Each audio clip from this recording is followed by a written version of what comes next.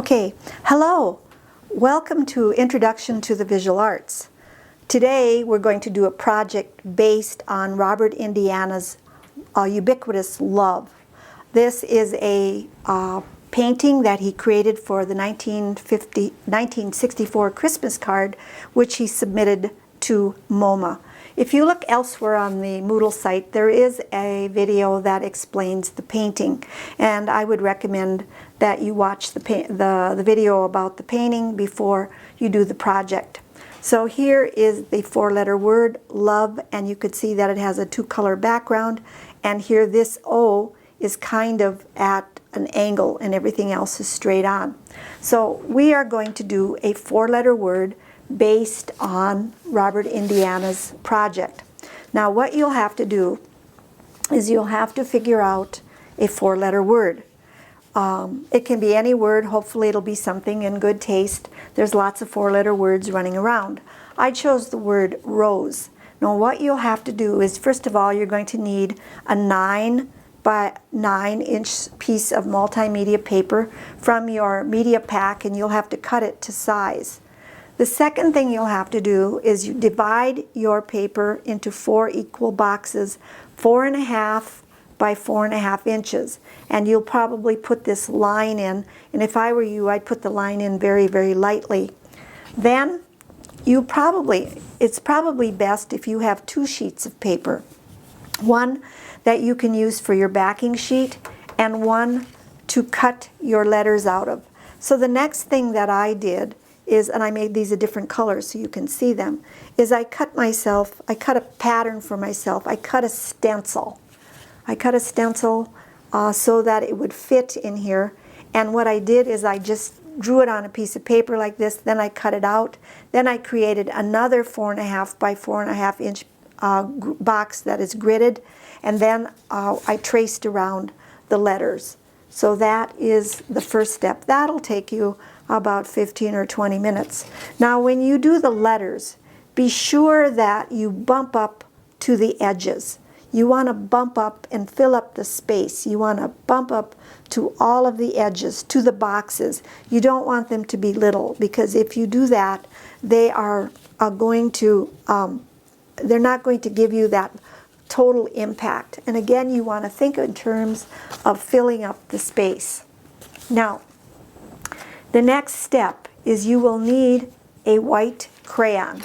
If you don't have a white crayon, and if you're on campus and you're don't have a white crayon, and you can find the art room, I probably have some extras and can lend one to you.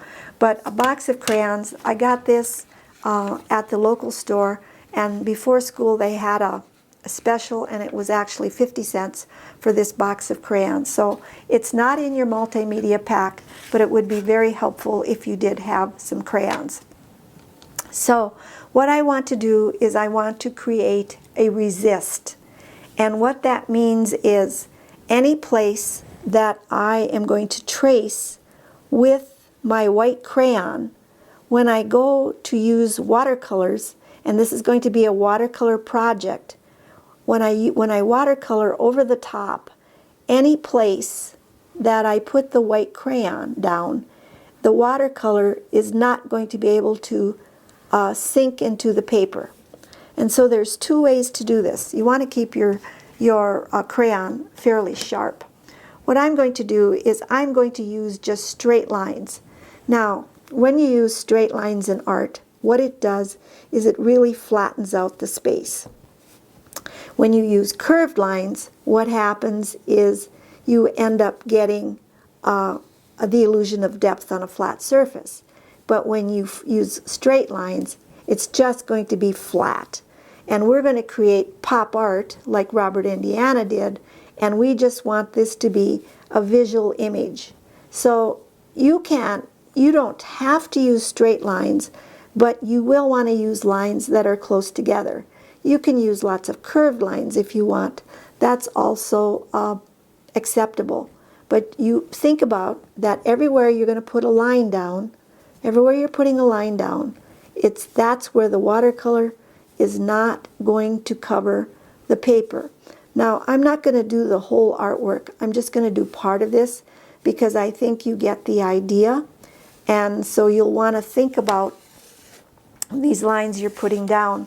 You are creating a kind of visual texture by putting those lines close together. So that's one of the elements of art that you can think about.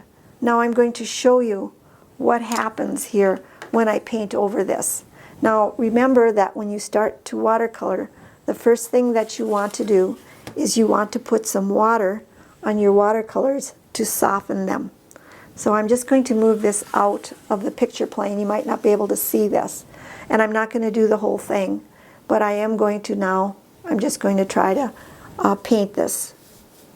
And you can see wherever I put the paper, wherever I put the crayon, it's going to resist. And we're not going to get any color. Now, if you don't want your colors to bleed together, what you want to do is you want to let it dry before you put on the next color. So you'll just go ahead and continue. And I want to add some more lines, so I'm not going to paint the whole thing. But that is basically what it looks like. Then you can also paint the inside, and you can add more lines, and you end up getting your textured word for in the style of Robert Indiana. Now when you are done and this dries, you can also add more crayon lines over the top. So let me show you some samples. These are not words, but these are some samples of some completed artwork using this technique. So here is one, and again, these are not using words, but it's the same idea, where the white was put down first, it was watercolored over the top, and then the blue lines are put over the top. And you can see all of these are done in the straight lines, so that ends up giving you kind of a texture. And here is another sample of the same technique, using a crayon as a resist and for a watercolor. You can take it any way you want. You don't have to have recognizable things in your four-letter word other than the word.